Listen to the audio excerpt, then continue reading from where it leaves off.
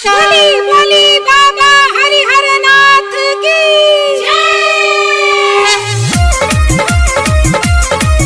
बोले बम वाला ब्लाउज सिवाइए दाना Mixed by Ramesh Rishania. बोले बम वाला ब्लाउज कैसा से असरा लगैले बानी मनवा में श्रद्धा सजैले बानी कैसा से असरा लगैले बानी मनवा में श्रद्धा सजैले बानी। दरजी से अभी ऑर्डर देवाइए दोनों राजा, दरजी से अभी ऑर्डर देवाइए दोनों राजा। अब बोल बम वाला ब्लाउज सियाइए दीना राजा। बोले बम वाला ब्लाउज सिवाइए दोनों राजा। बोली बोली बाबा बासुकी नाथ की बोले बम वाला ब्लाउज सिवाइए दोनों राजा।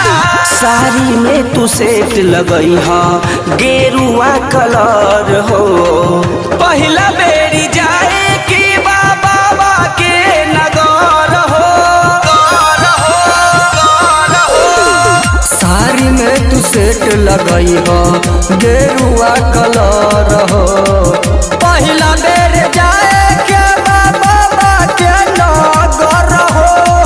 यूट्यूब पर हमके नया दिखाइए दोनों राजा, यूट्यूब पर हमके नया दिखाइए दोनों राजा।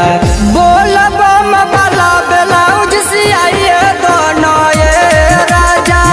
बोले बम वाला ब्लाउज सिवाइए दोनों राजा। बोलिए शंकर भगवान की जय।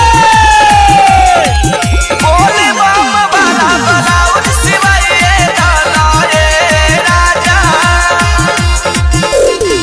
सबसे पहले जाए के बाबा के दुआर हो, रमेश अनिल जय है उपेंद्र गीतकार हो।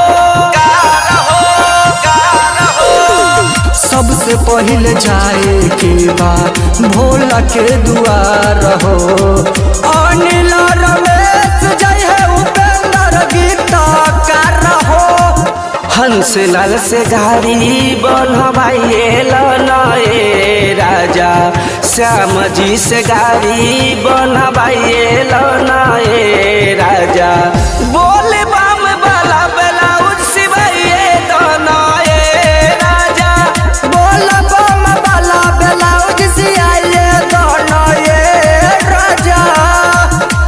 कैसा से असरा लगैले बानी मनवा में श्रद्धा सजैले बानी।